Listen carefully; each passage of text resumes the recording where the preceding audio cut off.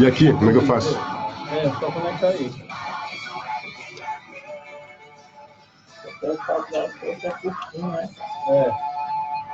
Pode jogar aqui. Pode aí, amigo. Não pode não. Olá, bom dia. Hoje é terça-feira, dia 30 de julho de 2019. Estamos iniciando mais uma transmissão online da nossa participação no programa De Olho na Cidade, da Paraíso FM, que faz conexão com o programa A Hora da Notícia, da Rádio Assunção Cearense de Fortaleza. Bom dia, Newton. Como é que está o som? Tudo tranquilo, amigo? Já está na bancada do programa De Olho na Notícia. Valeu. Comunicador Tchau. Bom, não sei se você está me ouvindo, né? Porque não respondeu, né? Bom, eu inicio, como sempre, agradecendo aqueles que fizeram o compartilhamento do nosso vídeo no Facebook, como o Olavo Souza, a Helena Pereira Damasceno, a Lesbão Castro, Francisco Edvar, o Alexandre Viana, Paulo Porfírio, J. Oliveira, Marta Bastos, João Alves Freire, o Wagner Viana e o Elton Pereira, que sempre retransmite o nosso programa na sua web rádio interativa Metro de Maranguape. Um grande abraço. Do Facebook, como a Lúcia Silva, Iva Duarte, mandando um bom dia para nós, o Dr. Paulo Roberto Soares, assim como a Lina Delmar Arevalo, a Silvia Maria Pereira Leite, o Marcelo Espíndola e o William Martiniani. Um grande abraço para o Chico Joia, meu querido amigo Chico Joia. Ontem mandou um WhatsApp, mas o telefone fica ocupado nesse momento, na transmissão com o programa, com a Rádio Assunção de Fortaleza. Então, hoje eu lhe parabenizo e agradeço, né, pela sua audiência, tomando um café com a gente na hora do programa. Newton, então, você me ouve? Bom dia, meu querido. Você falou do Chico João? Chico Joia. Ah, Chico Joia. Eu pensei que era o Chico João, que é um grande sanfoneiro, e um irmão nosso lá do ST de Nazaré, marido da Rópia. Bom dia, querido. Bom dia, ouvintes da Rádio Assunção Cearense e também da FM Paraíso. Você aí já na bancada do programa De Olho na Cidade. E vamos que vamos nas graças do Senhor. Então, um grande abraço para o Chico João também, para o Chico Joia e também para o Chico João. Ele não desculpa, inclusive. Olha aí. Um abraço à audiência danada desse programa, né? Olha, hoje você viu a manchete do Jornal Povo, cara? Parece que o cara fez a manchete chorando, sabe? Triste, frustrado, né? Porque em relação à reunião dos governadores do Nordeste. O tempo todo era isso, né? Olha, eles vão se reunir depois da crítica de Bolsonaro. Ah, se vão reunir. Então ele criou, o Jornal Povo, criou uma ambiência, né? Uma perspectiva de que haveria ali um confronto, que as tensões se intensificariam. Nada disso. A própria reunião, governadores encontram em Salvador, diz a manchete do Povo. Governadores do Nordeste poupam Bolsonaro. Rapaz, será que nesse encontro o principal assunto foi poupar Bolsonaro? Quer dizer, os governadores se encontraram todos lá em Salvador, saíram cada um de seus estados. E o que o Jornal Povo tira desse encontro é que eles pouparam Bolsonaro. Que absurdo, que jornalismo vagabundo esse que o Jornal Povo está fazendo hoje nessa manchete. Você vai atrás dos outros jornais e lá diz, as manchetes dizem o que é que eles querem. Eles estavam tratando lá de uma coisa muito séria. 3 coisas muito sérias, pelo menos, eles trataram lá. Trataram da participação dos estados na reforma da Previdência, um dos principais assuntos, um dos assuntos mais sérios do momento. Eles trataram também do Mais Médico, né, o programa que vai substituir os Mais Médicos, que é um programa crucial, principalmente para nós nordestinos, principalmente para nós sobralenses, que sofremos gravemente com os problemas de saúde. O querido Nascimento estava pedindo que, prefeito, vá fazer uma compra, compra uma carne lá no mercado, porque ele foi na UPA, né? Parece que ele teve uma gripe, né? E foi na UPA. E, bom, acho que quando o prefeito vai, o tratamento deve ser diferente, né? Então, certamente, ele não viu como é que é o sistema de saúde. Se precisar de um remédio, como é que isso acontece. Mas se ele for ao mercado comprar carne, aí não tem nem como fazer. A não ser que ele avise antes para fazer uma limpeza lá, vai ver os problemas pelos quais passa o mercado aqui de Sobral. Um dia falta água, no outro dia falta luz. Mas tem muitos outros problemas por lá, né? Então, em primeira reunião, após crise institucional, aquele foi uma crise pessoal do Bolsonaro, numa conversa privada, institucional, se o Bolsonaro tivesse falado aquilo num discurso lá do Planalto, tivesse feito um discurso falado para jornalistas, qualquer coisa formal, oficial, aquilo foi uma conversa privada, captada por... a dizer que foi uma crise institucional. Como presidente, chefes dos executivos da região priorizam discussões sobre os planos de ações para o consórcio do Nordeste. Ele não diz o que é exatamente o consórcio do Nordeste. A prioridade foi o encontro foi a participação dos estados na reforma tributária, os mais médicos. Mas dizer, governadores do Nordeste poupam Bolsonaro, essa é a manchete do jornal O Povo sobre o encontro dos governadores. O jornal O Povo queria ver o circo pegar fogo. Então é como se fosse uma torcida. Isso aqui não é jornalismo, é ativismo, né? Deixa eu dar um bom dia para o Ney Carvalho, William Martiniano, bom dia, Luciano Cleves, que Deus lhe abençoe. Amém, meu querido, amém. Marli Madeira de Lima, bom dia, desejo uma belíssima terça-feira para você também, Marli, belíssima. Catarina Soares, bom dia. O Viana Cis, o Wagner Viana. Lamentável esse tipo de jornalismo a que se propõe o Jornal O Povo. O destaque do diário, começando aqui pelos locais, né?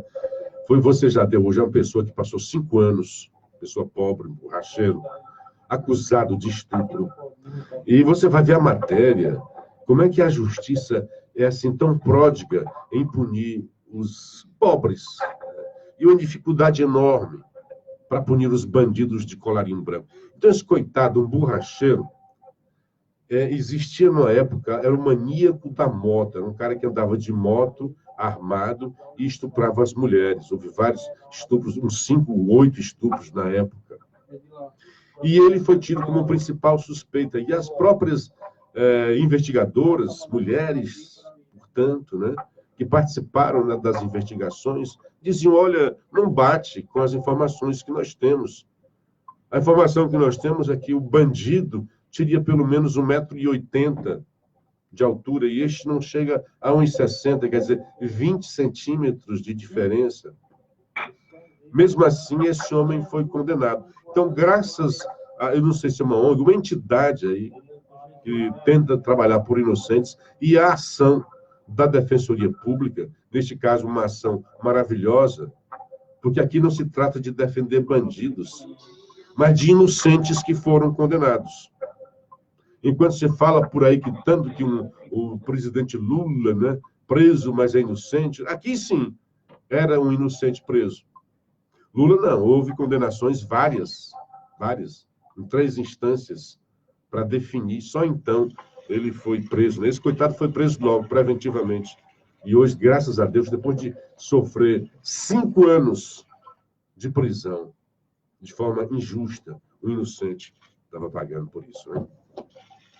Bom, nesse caso aqui, Luciano, ele tem todo o direito de entrar com uma ação reparadora e de indenização contra o Estado, né? Vítima do Estado. Vítima do Estado. Vítima de um trabalho ruim do Estado, de entrar com ação de reparação, de perda de danos, né? Porque o que esse rapaz passou foi um negócio humilhante, terrível. E o engraçado, assim, se há engraçado nisso, né, é que sempre se diz, olha, a polícia prende e a justiça solta. E neste caso, pela matéria que eu fui ler na matéria, aqui se deu o contrário, né? Aqui se deu o contrário, dizendo que, na verdade, a polícia estava dizendo que não é esse rapaz, não deve ser isso. E mesmo assim, a justiça continuou, prendeu o cara, manteve o cara 5 anos. Pois bem, olha, a manchete, estava falando do povo, né? Com criação do Consórcio Nordeste, gestores definem prioridades. Reunião nesta segunda-feira, que é o Diário do Nordeste tratando do assunto. Em Salvador, contou com a presença de governadores e vices da região. Um primeiro edital para compras conjuntas dos estados para a saúde e educação deve ser lançado em agosto. Outras ações foram apresentadas para o Jornal Povo, eles pouparam. Deixa eu ver lá, tem mais daqui a pouco eu volto para o rapaz dos 5 anos presos, mas é assim, os desembargadores, né? 2 deles mantiveram o cara preso. Eu estava atrás da matéria com ele, por isso que eu voltei para lá. Não tem a matéria. Tem a foto do rapaz, e tem que, após 5 anos, preso, o borracheiro é inocentado e pode ser solto hoje. Está preso, ainda hoje está preso, né? Então, eu vi outras manchetes do mesmo tema dos governadores, tanto no Globo, quanto no Estadão, quanto na Folha. Cadê aqui? Governadores, aqui não tem, no Globo não tem.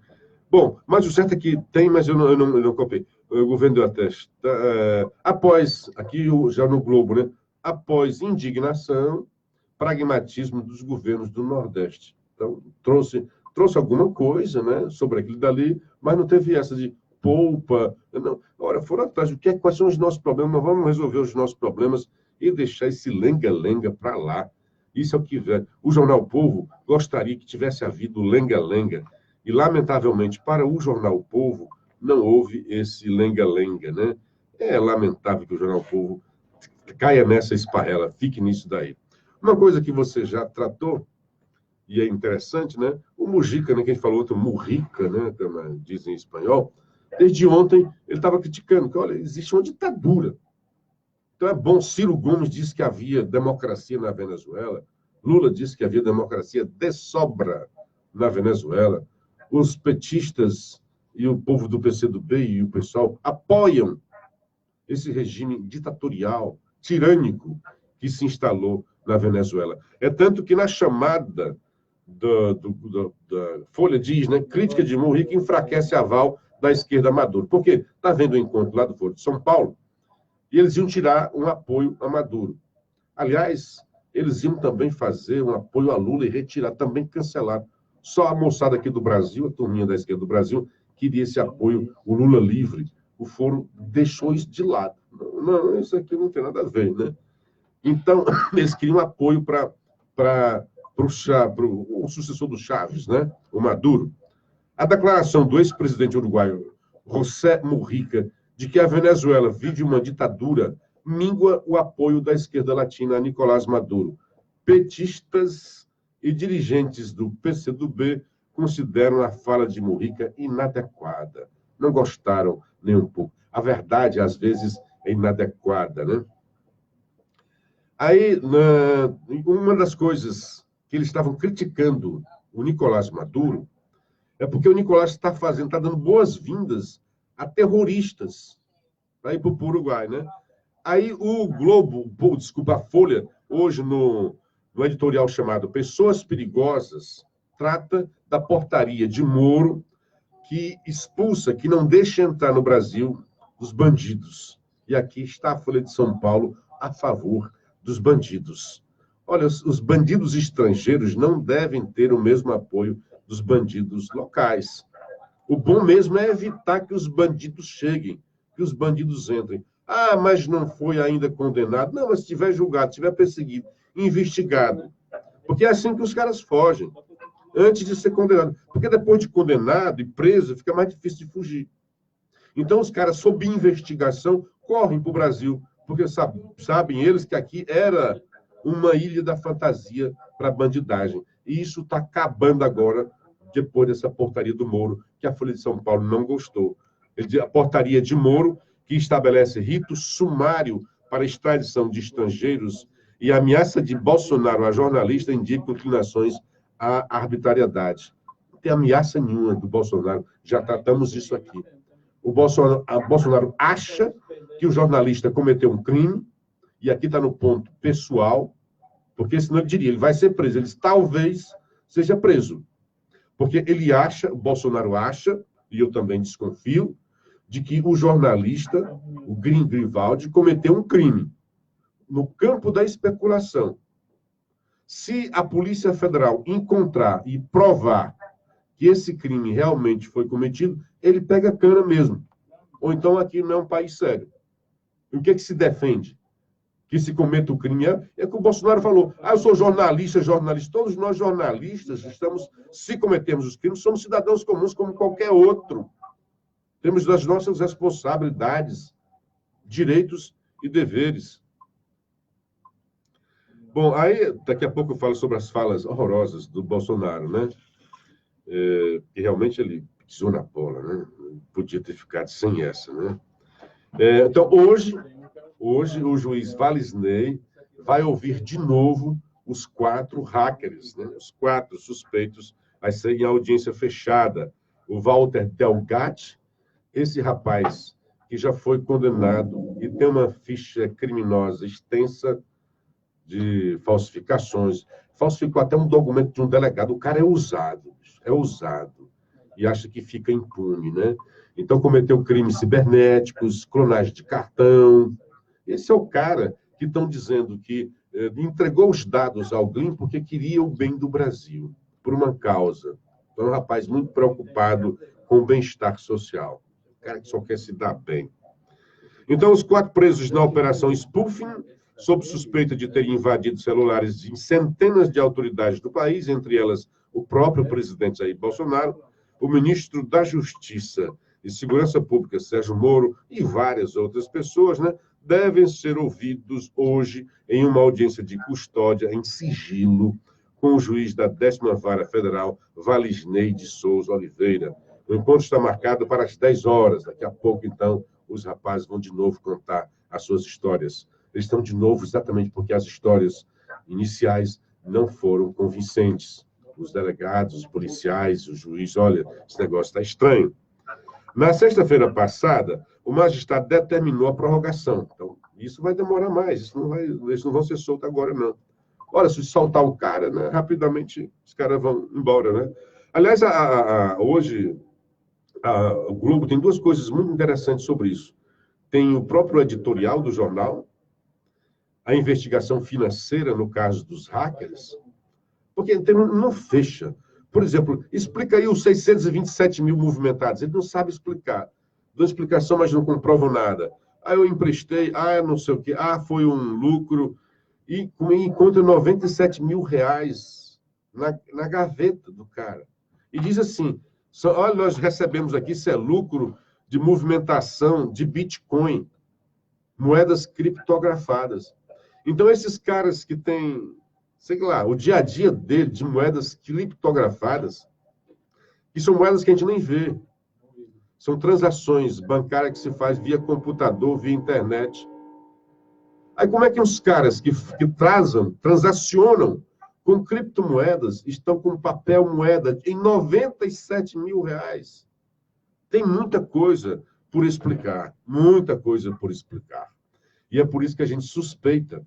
Porque o menino está dizendo, mesmo que ele tenha pago, né? Ele tenha pagado dinheiro lá para os hackers, né? Você tem informação, eu vou pagar para vocês. E como os hackers continuaram e continuar pagando, vai ficar estranho esse negócio, né?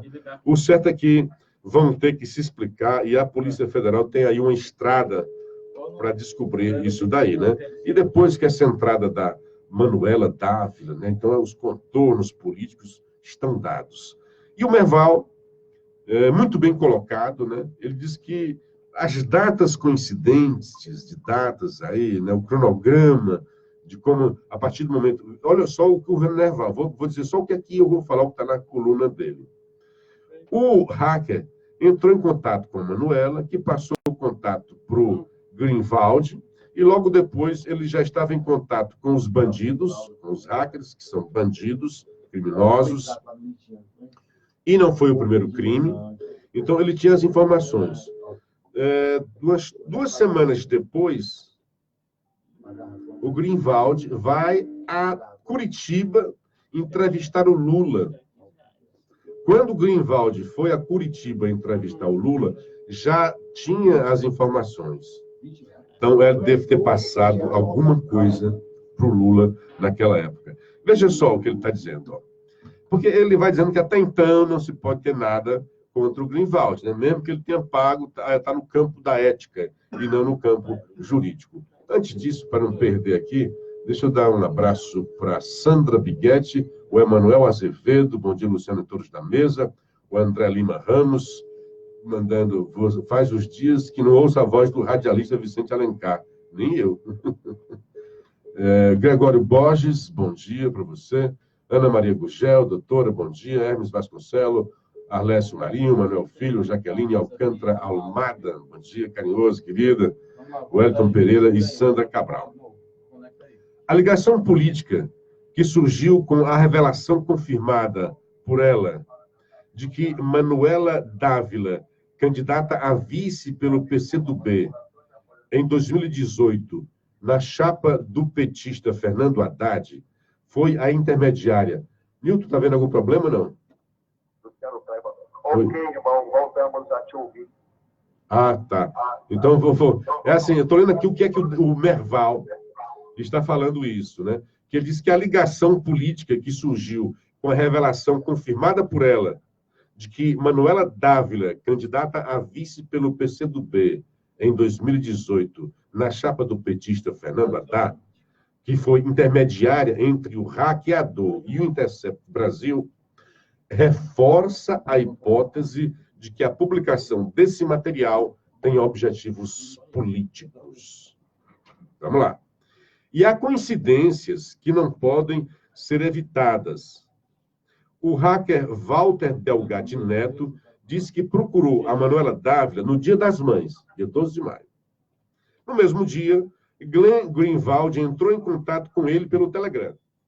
9 dias depois, a 21 de maio, Glenn Greenwald esteve visitando Lula. Veja só, 12 de maio, o hacker passou a informação para o Greenwald. 12 de maio. Dia 21 de maio, o Greenwald estava lá com Lula, na sede da Polícia Federal, em Curitiba, para fazer uma entrevista com ele, que havia sido autorizada pela Justiça no início do ano. É certo, portanto, que Greenwald já tinha o material quando conversou com Lula na cadeia. Olha só. O cara recebeu e não divulgou logo. Ficou ali, mastigando, foi conversar com Lula antes. No dia 9 de junho, 19 dias depois da entrevista, o Intercept Brasil começa a divulgar as conversas hackeadas. Entre o primeiro dia em que o hacker fez o contato com Glenn Greenwald e a publicação, passaram-se exatos 29 dias, um mês. Um mês. Glenn Greenwald, ao publicar os diálogos, declarou: ficamos muitas semanas planejando como proteger a nós e nossa fonte contra os riscos físicos, riscos legais, riscos políticos, riscos que vão tentar sujar a nossa reputação. À frente. No fim do mês de abril, no dia 27, uma entrevista com Lula foi publicada pela Folha de São Paulo. Porque naquela entrevista foi autorizada a Folha de São Paulo, o Intercept Brasil e o El País, jornal espanhol. Na entrevista para a Folha e para o El País, e como se fosse premonitório, o ex-presidente garantiu, olha só, lá na entrevista o Lula garantiu que tinha obsessão de desmascarar o Moro, de desmascarar o Dallagnol e sua turma. Uma pergunta que não quer calar. Olha só o que vai chamar a atenção aqui, nosso querido Merval. Será que nessas conversas, porque foi hackeado um grupo de procuradores, né? E aí tem lá a conversa do Moro, tem o Dallagnol, etc. Será que nessas conversas só tinha alguma coisa em relação a Lula? Não tinha relação a nenhum outro caso nessas conversas? Não havia um espaço para troca de informações sobre outros casos da Lava Jato que não os relacionados ao caso de Lula? Veja só, Delgatti Neto, o bandidão, o que tem uma faixa, uma extensa ficha criminal, disse também que entrou nas conversas sobre a Operação Greenfield, em Brasília, que apura desvios nos fundos de pensão. Pelo seu relato, não encontrou nada ilegal nas conversas, por isso não se interessou. Conclui o Merval. Que estelionatário mais preparado esse, que sabe onde há supostas irregularidades processuais e sabe onde não há. O cara não é advogado. O cara não tem nem renda fixa. O cara é um bandido. Aí ele diz que foi lá. Não, aqui nessa operação não estou vendo nada de ilegal. Ah, nessa outra tem. E até agora a gente não está vendo nada de ilegalidade. Aliás, o editorial do Globo fala disso. Ele vai terminando assim. Já os alegados... só um pouquinho aqui. A ex-deputada... Veja só o que aqui diz, ok? Vamos terminar aqui o do Merval. A ideia era desmascarar... Olha, fechando os pontos aí. Lula vai para... O Greenwald recebe as informações. 2 semanas depois, o Greenwald vai conversar com o Lula. Olha ali, vê o que é que tem ali, etc. E vai conversar com o Lula. Deve ter sido orientado pelo Lula o que é que deveria fazer. Especulação aqui, certo?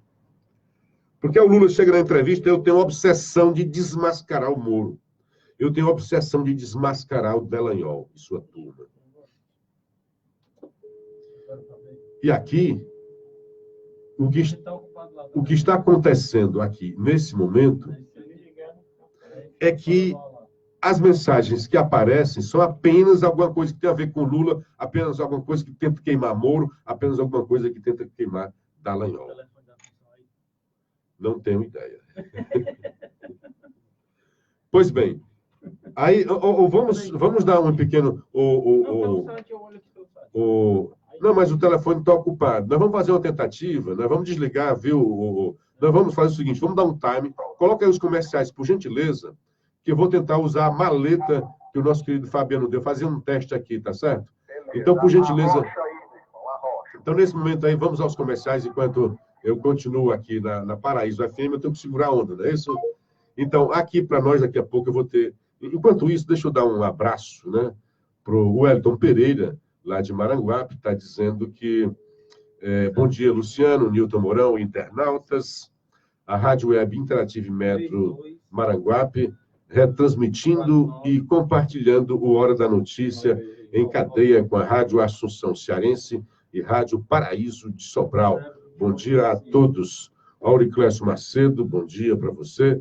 Bom dia para o Chico Joia, né? Então, no início já estava falando dele aqui. O Auriclésio mandando um bom dia para o Luciano, para o Nilton Mourão. Deus abençoe sempre, amém. A Sandra Cabral também mandando um bom dia para nós, para os ouvintes. Um bom dia para o André Lima Ramos. Bom dia a todos os nossos amigos. Bom dia para o Antônio Lacerda. Bom dia para o Valber Abreu, Fernando Piancó. Antônio Gouveia Júnior, grande abraço, querido. Bom tê-lo na audiência. Um bom dia também para o radialista Alderno Santos, lá de Morrinhos. E a nossa conexão com a Assunção, alguma coisa? Alguma resposta? Não, né? Oi. Oi. Nilton, você me ouve? Oi. Parece que não ouve, não deu certo, né? Tá indo. O sinal tá indo para lá. Mas não tem nenhuma resposta para cá, então é como se não tivesse, né? Não está. É ele lá, talvez, né? Esse número é aqui, né? Bom, então, enquanto nós estamos aqui tentando fazer a conexão com Fortaleza, a gente parou para tentar fazer um outro ponto, mas eu acho que nossos queridos amigos aqui ainda não conseguiram. Diz o Globo, a investigação financeira no caso dos hackers. O campo parece promissor devido ao perfil do grupo e do prontuário policial de pelo menos um deles. Oi, Nilton, alguma coisa aí? Retorno? Não deu certo. Vamos... Não, porque é telefone, cara. Quando chega lá no telefone dele, já está na mesa, já está no ar, certo? Então, se nós não se não está vendo lá, porque nós não conseguimos a partir daqui. O telefone chegou lá, ligou, eles atendem, ó, está dando ocupado lá, né? Bom, a descoberta pela Polícia Federal no interior de São Paulo do hacker Walter Delgatti Neto, que afirmou, talvez seja bom refazer o telefone, né? Neto, que afirmou ter invadido aplicativos de mensagens de inúmeras autoridades, incluindo o ministro e ex-juiz, tal. Ao sustentar a história, o hackeamento nada teria a ver com sofisticados especialistas em invasão eletrônica. Mas o que se soube até agora é que Walter Delgatti, suposto chefe do grupo, teria usado simples técnicas para invadir celulares e surrupiar incontáveis conversas. Em vez de espiões, trata-se de pessoas sem renda fixa, no caso de Delgatti, dono de um surtido prontuário policial, falsificação de documentos, um deles de delegado de polícia, furto ou clonagem de cartões de crédito, um estelionatário eletrônico. As finanças do grupo chamam a atenção. O casal Gustavo Santos e Suelen movimentou 627 mil de maneira atípica entre 2018 e 2019. E na casa dos dois foram encontrados 99 mil em espécie. Não se tem certeza se os recursos são deles mesmos. Temos que fazer deles mesmos. Já Delgatti ostentava carros importados. Também usaria contas bancárias de outras pessoas, artifícios para não ser rastreado. Ao serem inquiridos, dizem não saber a origem do seu dinheiro. Logo, um dos pontos centrais é checar a origem do dinheiro, como o do casal Gustavo Santos e Suelen, que atuaria no mercado da moeda virtual Bitcoin. A atividade de DJ de Gustavo não parece ser a fonte dos recursos. Oi, Newton, retomamos? No documento do Estado brasileiro, afirma que ele foi morto pela ditadura. A ex-deputada pelo PCdoB, Manuela Dávila, confirma a versão de Walter de que lhe passou os contatos de Glenn Greenwald do site Intercept. A partir daí, o hacker teria transferido o material para o Intercept, sem nada receber em troca. De alguma fonte, apenas por desejar que a sociedade tomasse... Oi, Newton, estamos bem? Beleza, irmão, beleza. Estou falando aqui um pouco do editorial do Globo, que está dizendo que tem que ter uma investigação financeira desses hackeadores, né? Que as investigações prossigam. O conteúdo do material divulgado até agora tem vida própria e precisa passar por uma perícia, algo facilitado pelo fato de a PF haver apreendido o material com o hacker. O ministro Moro, por sua vez, não deveria ter dito que destruiria essas provas, mas aqui o juiz não disse. Disse que elas serão destruídas. Ele disse assim, não está dizendo que ele vai destruir. Elas serão destruídas. Fatalmente vão ser... Aquele que não servir como prova, o conteúdo, se vazar, seria mais um crime, mais uma invasão de privacidade. Já os alegados desvios de Moro, né, ele termina assim, né? O ministro Moro, por sua vez, não deveria ter dito que destruiria essas provas, pois só poderá fazê-lo por determinação judicial, e elas têm grande importância. Já os alegados desvios de Moro e Dallagnol são tema de debates entre juristas que nada veem de incomum nas conversas entre juiz e procurador e aqueles que as consideram uma grave irregularidade, capaz de sustentar reclamação judicial de condenados por Moro, como ex-presidente Lula. Daí o peso político deste caso. Bom dia, Valíris Avelino. Bom, Nilton, você estava agora falando sobre a conversa lá a frase do Bolsonaro, né? Uma frase do Bolsonaro sobre a morte do pai do presidente da OAB. Eu não tenho a menor simpatia pelo atual presidente da OAB, o Santa Cruz. Eu acho que ele faz militância política, ele aparelhou a OAB, grande OAB, um histórico, né, glorioso, honroso, mas, lamentavelmente, a OAB tem servido a outros Objetivos. que não só o da classe. Né? Exatamente. Que não só os da classe. Não é só. Muitos advogados que estão contrariados com esse rapaz da presidência da OAB.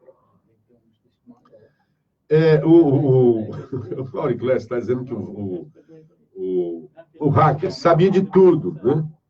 Mas precisou da Manuela para conseguir o telefone do Glyn.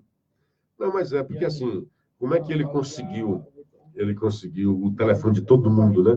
Quando ele invadia o de um cara, aí tinha dos outros todos, né? Então, no grupo de procuradores, ele encontrava o telefone de muita gente, das conversas, de políticos, né? De juízes, procuradores, defensores, etc.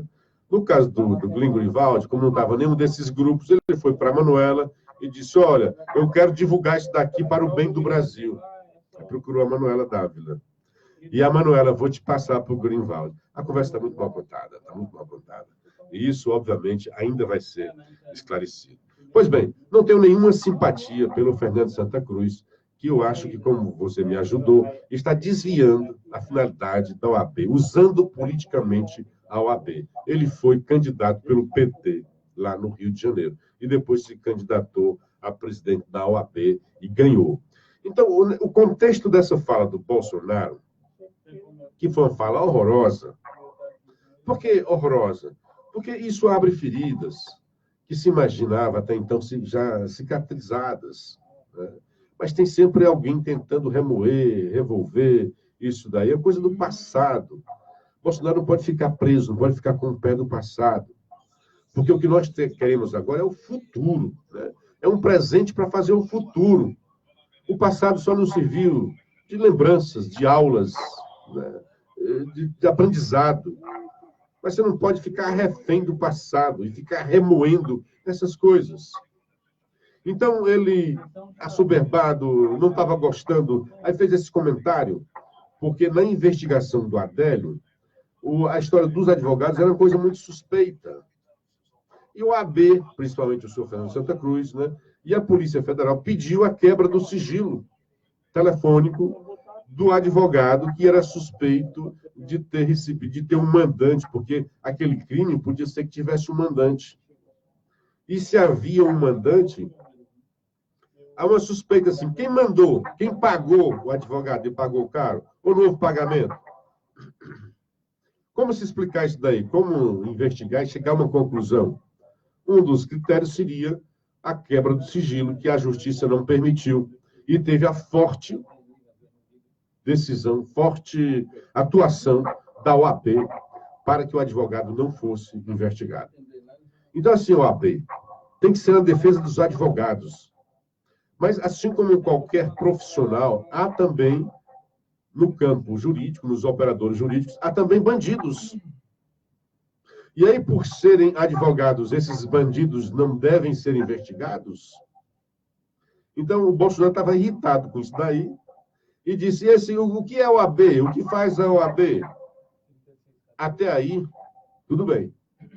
Aliás, o senhor Fernando Santa Cruz, presidente da OAB, se ele quiser, eu digo como é que o pai dele foi morto. Olha, só essa frase já é muito dolorida, né? Esquisita. A morte de um pai, como é que ele foi? Ele não vai gostar, principalmente o Bolsonaro sabendo que ele não vai gostar. Então, mexer com a morte de pessoas que já se foram, e com a dor das famílias dessas pessoas, isso não faz bem a ninguém, muito menos a um presidente da República. Então, Bolsonaro pisou na bola, e deveria se desculpar.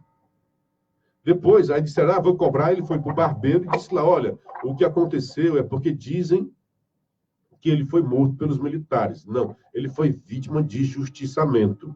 Ele fazia parte da Ação Popular, uma das entidades mais ativas no combate ao regime militar de então, e, segundo o Bolsonaro, houve um justiçamento. O que é justiçamento? E houve realmente. É inegável que houve justiçamentos.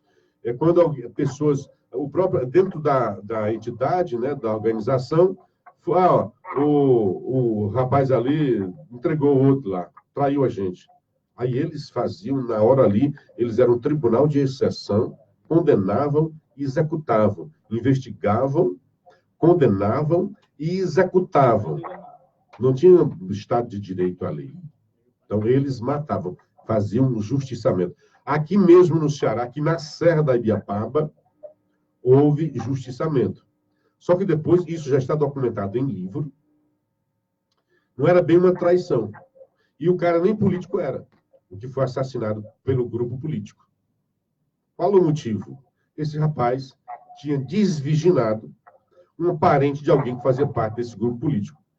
Eles foram lá e mataram o rapaz. Então, realmente houve justiçamento. Mas é completamente anacrônico, extemporâneo, intempestivo falar de um negócio desse. Chamar a atenção, é revolver cadáveres. Um dia, noutra frase esquisita, Bolsonaro disse que quem vai atrás de osso é cachorro. Frase escrota. Mas ele estava dizendo que não se devia ficar remoendo atrás dessas coisas. Então, por que tu agora faz isso, Bolsonaro? E, além do mais, nesta semana, por coincidência, dia 24, né, semana passada, o Estado brasileiro deu o atestado de óbito do pai do presidente da OAB, dizendo que ele morreu pelo Estado, em ação de perseguição política de agentes do Estado. Então, Bolsonaro quer fazer uma guerra de versões, mas o local para discussão é esse? Jamais. Está fora do seu quadrado. Não deveria, pisou na bola. Deveria se desculpar. Por mais que o cara seja um bandido, por mais que você não goste dele, respeite a morte do pai. Por mais que você ache também que o pai tenha sido um bandido, né? Mas pelo menos os documentos históricos que o Bolsonaro diz, eu tinha conhecimento, ouvia falar. Uma coisa é ouvir falar. Outra coisa são os documentos que o Estado brasileiro está colocando à disposição. Tem um atestado de óbito dele. Então não é hora para fazer isso daí.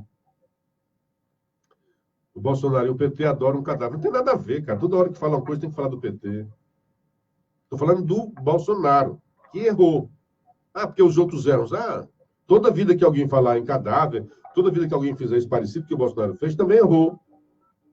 Um erro não conserta o outro.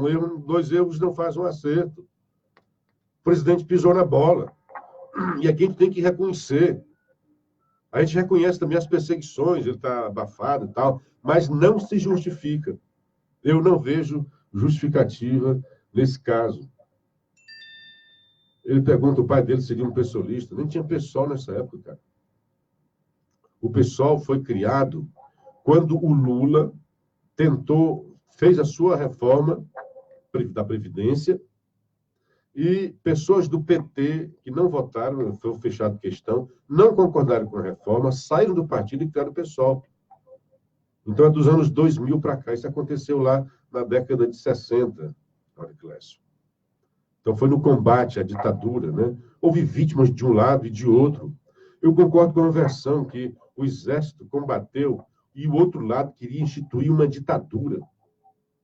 Já havia, se é que diz, né, havia uma ditadura no Brasil. E o outro lado queria trocar essa ditadura por uma ditadura talvez ainda mais feroz. Porque se você analisar historicamente, a ditadura brasileira, vamos chamar com esse nome, o número de mortes e de agressões que houve a pessoas é infinitamente menor do que houve quando se instalou ditaduras, quando se instalaram ditaduras de esquerda, como a União Soviética, como aqui em Cuba. A quantidade de mortos em Cuba é uma porcariazinha desse tamanho. Fala assim, 100 mil mortos.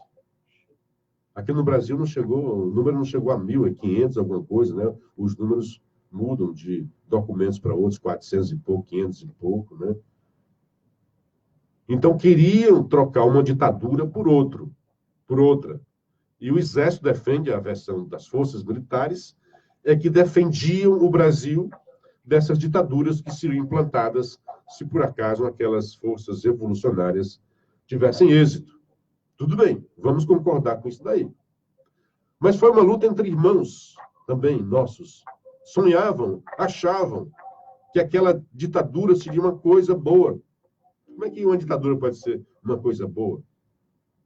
Mas Marx teve essa capacidade de enganar milhões de pessoas, principalmente jovens, sonhadores, que imaginavam que com uma ditadura poderiam fazer uma coisa boa para a humanidade. O principal bem do homem, da humanidade, é a liberdade. Portanto, nenhum autoritarismo, nem uma ditadura pode ajudar na evolução do ser humano. Ô, Nilton, tudo bem? Luciano, às vezes eu vejo o presidente Jair Messias Bolsonaro como aquele técnico na beira do campo, que o seu time está perdendo e ele está à beira de um ataque de nervos. E o presidente Jair Bolsonaro, eu percebo que ele, em certo momento, falta com o melhor controle emocional. E falta com o mínimo de razoabilidade. Não foi razoável o que ele colocou. Porque ele já deveria ter se convencido de que tudo que ele falar, já pelo simples fato de ser presidente da República, tem tudo para virar manchete, e sendo ele o Bolsonaro, ele tem que se convencer do seguinte: eu sou o Bolsonaro. Eu fui eleito presidente da República. E fui eleito presidente da República contra a vontade de muita gente. Mas o povo brasileiro, por maioria simples democrática, me colocou na cadeira de presidente da República. Então ele já deveria ter se convencido de que existe muita gente que não o vê com bons olhos. Aí o que ele faz?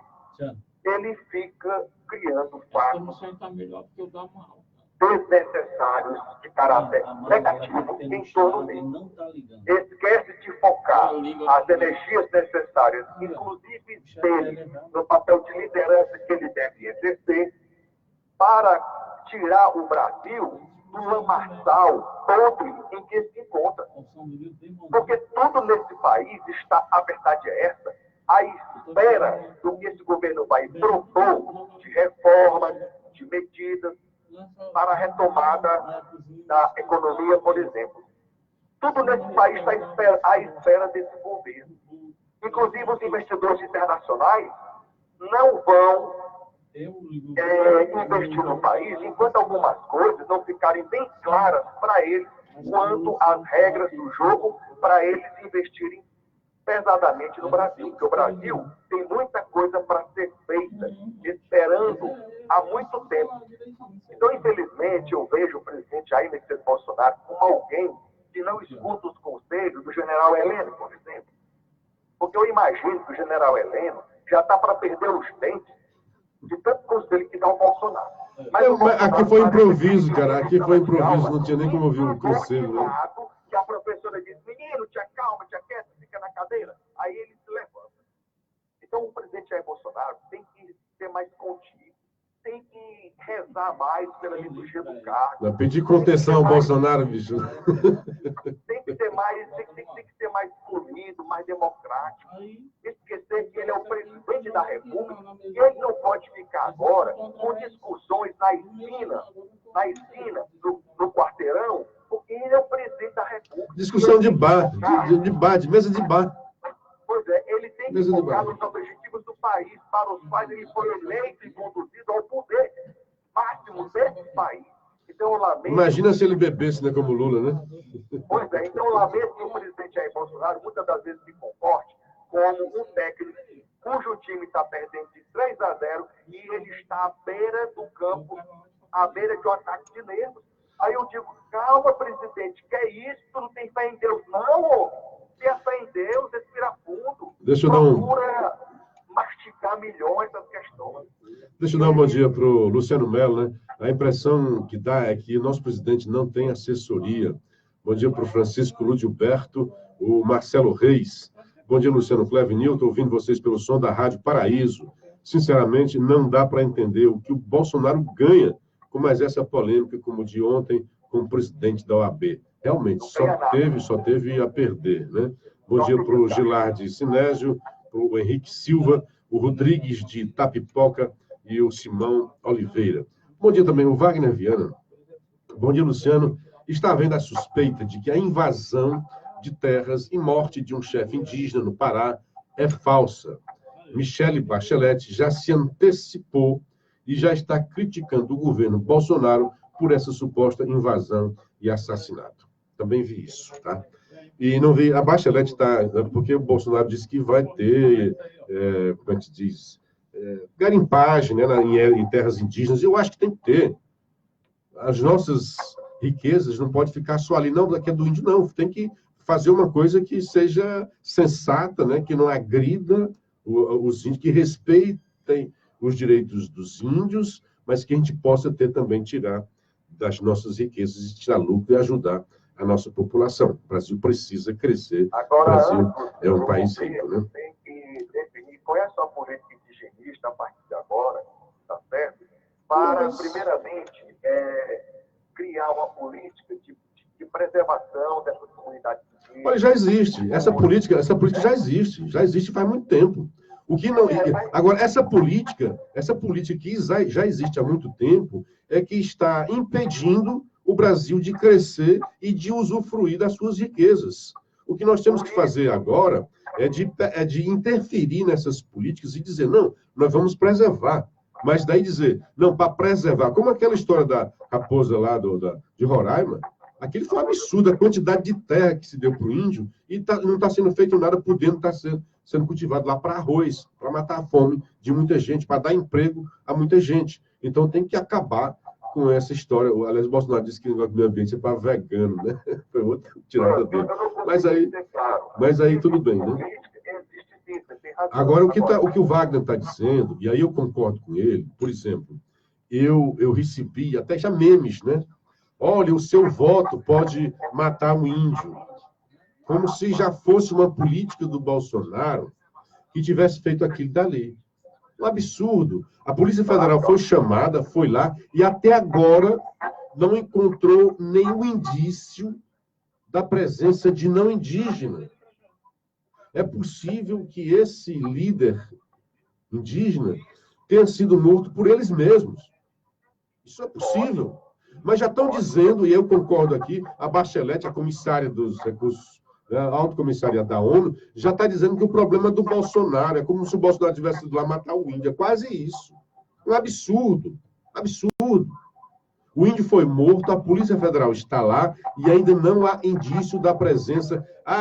O que se divulgou de imediato, houve uma invasão, né? Os garimpeiros invadiram e mataram o índio, estão fortemente armados e mataram um índio. E agora, foi morto a faca. É uma coisa que não casava, estão fortemente armados e mataram o índio a faca. E aí, agora, a Polícia Federal chamada foi lá, está investigando e disse que até o momento não há nenhum indício de presença não indígena. Mas os caras se apressam, correm. Mataram o índio, mataram o índio. E foi essa política, esse Bolsonaro é mau como um pica-pau. Mataram o índio e a culpa é do Bolsonaro. Por favor. Por favor, realmente é muita apelação, muita forçação de barra. É querer estuprar nossas mentes, né? Estupro, mas não mate. Já dizia o Maluf, né? Essa frase horrorosa dele, né? Aliás, essas pessoas, a Dilma, Bolsonaro, Lula também tem muitas frases horrorosas. Só que o Bolsonaro é uma incontinência, né? Você está dizendo que o nosso presidente se contenha. Não faz parte do vocabulário, contenção, não faz parte do vocabulário dele. A gente vai ter que se acostumar com isso daí, né? E assim, de propósito ou não, ele tem feito isso e todo mundo só fala no Bolsonaro. A gente só fala aquilo que o Bolsonaro tem falado. Todo dia o Bolsonaro pauta a imprensa, tem alguma coisa para a gente falar. E neste caso, a gente não poderia escalar. Realmente, ele pisou na bola. Há várias outras pisadas de bola, mas não teve, assim, uma coisa que eu achasse, por exemplo, que fosse tão grave quanto essa história aqui de falar da morte do pai do cara. Respeita a nossa história. Vamos para frente, vamos para cima, vamos para o futuro. O Brasil precisa de futuro. Luciano, por sua vez, a esquerda parar de ficar explorando o tema de 1964. Porque vira e mexe, fica explorando isso aí. Gente que nem viveu aquela época como nossos pais viveram, tá certo? Então fica explorando, falando uma série de propriedades e besteiras, só para explorar politicamente e negativamente o tema. Lógico que positivo não teve nada, mas Aconteceu, faz parte da história, vamos olhar para frente. O que os caras querem, assim, exatamente isso, em vez de olhar para o retrovisor. Quem fala muito do passado é a esquerda. Então o Bolsonaro está caindo também na mesma história? Tá caindo. O Bolsonaro vai ter condições de fazer um revisionismo histórico? Não tem. Então, o que ele está dizendo aí é uma conversa de mesa de bar, ou das cantinas militares. Não teve isso, não foi aquilo outro. Tá? Houve morte dos dois lados. Há bandidos e mocinhos dos dois lados nessa história. E é uma história que a gente já se imaginava, já resolvida, superada, cicatrizada. Faz parte da história. Vamos aproveitar essa história para evitar que outros momentos ruins não se repitam. E que a gente tenha um futuro melhor, mais brilhante, mais rico, mais próspero para o nosso país. E essa prosperidade, essa riqueza, depende também da exploração do nosso ambiente. É óbvio. Tem que desmatar? Tem. Agora tem que desmatar de forma sustentável. Tem que garimpar? Tem. O próprio presidente fala do grafeno e do nióbio. Como é que se consegue isso se você não fizer a exploração? Como é que você tem petróleo se não faz a exploração? Tudo isso aí agride o ambiente, é óbvio. Só que tem que fazer isso daí, interferir no ambiente de forma sustentável. Não pode ser simplesmente os chatos e xiitas, né? Que dizem, não pode mexer em nada. Pode sim.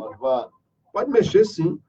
Nós temos que procurar uma forma inteligente de mexer no ambiente e a gente prosperar sem acabar com ele, sem acabar com os nossos recursos naturais.